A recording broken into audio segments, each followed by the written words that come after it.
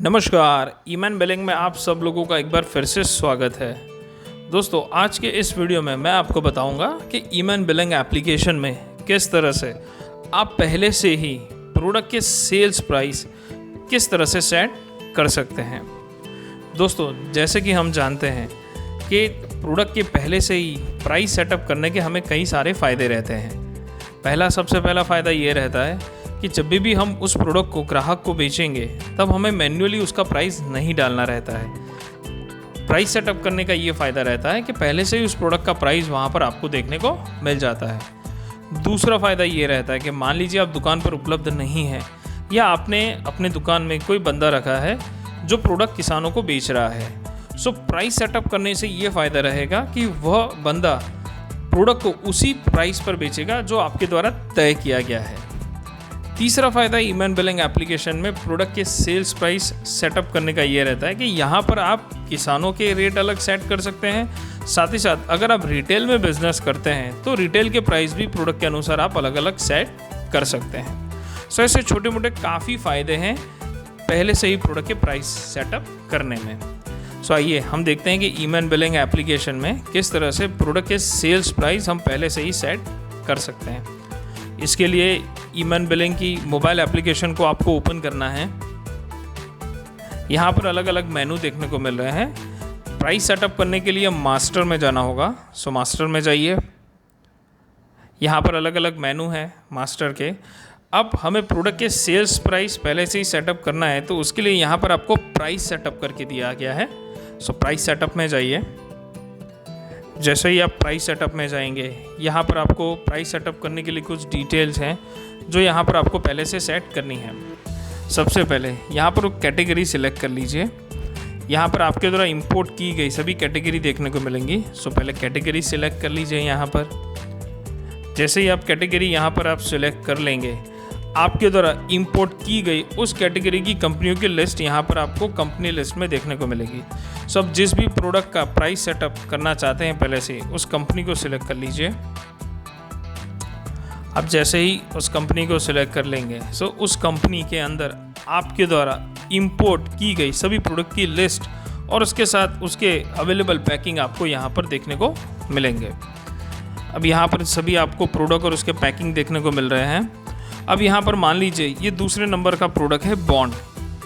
इस bond product का मैं पहले से ही सेल्स प्राइस यहाँ पर सेट करना चाहता हूँ। सो जिस तरह से यहाँ पर 250 ml है, सो सबसे पहले यहाँ पर परचेस प्राइस दिया गया है।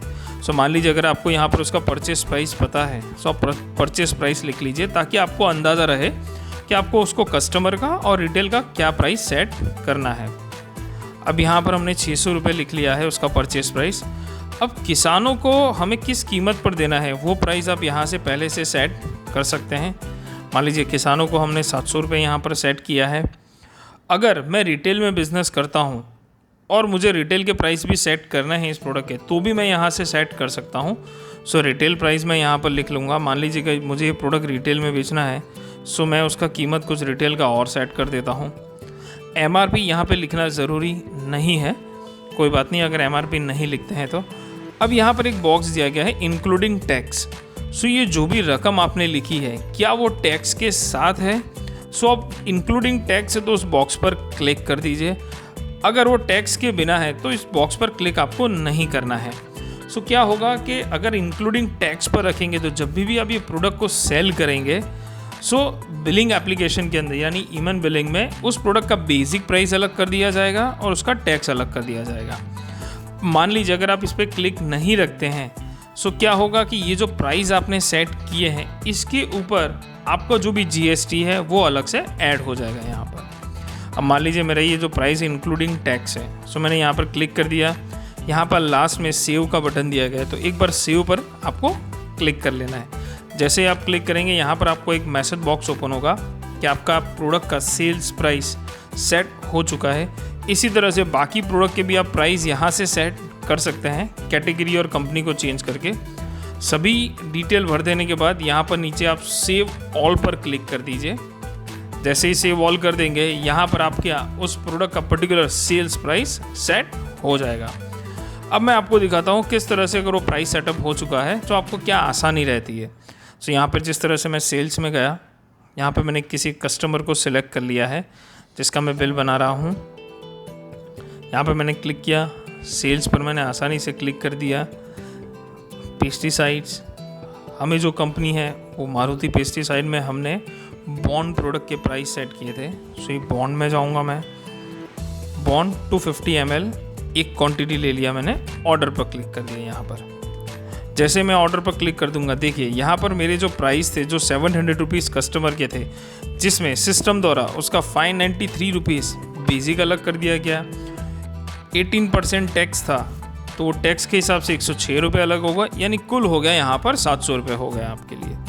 सो इस तरह से ये आपको फ़ायदा करेगा प्रोडक्ट के प्राइस पहले से ही सेट करने पर, ताकि आपको प्रत्येक समय जब भी प्रोडक्ट किसानों को बेचेंगे तो आपको प्राइस यहाँ पर ऐड नहीं करना रहेगा। इसी तरह अगर आपको कोई भी कस्टमर एज ए रिटेलर है सो उसके प्राइस यहाँ पर एज ए रिटेलर के अनुसार आपको देखने को मिलेंगे। सो दोस्तों, आज के इस वीडियो में हमने देखा कि ईमैन बिलिंग एप्लीकेशन में किस तरह से प्रोडक्ट के सेल्स प्राइस पहले से ही सेट किए जाते हैं, ताकि हमें उस प्रोडक्ट को बेचने में सरलता रहे उस चीज़ की। ईमैन बिलिंग की और ज़्यादा जानकारी आप हमारे YouTube चैनल पर जाकर ले सकते हैं, जहां पर फंक्शन के अनुसार अलग अलग वीडियो आपको देखने को मिलेंगे।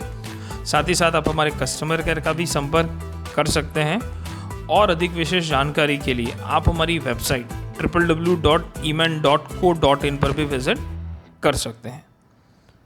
धन्यवाद।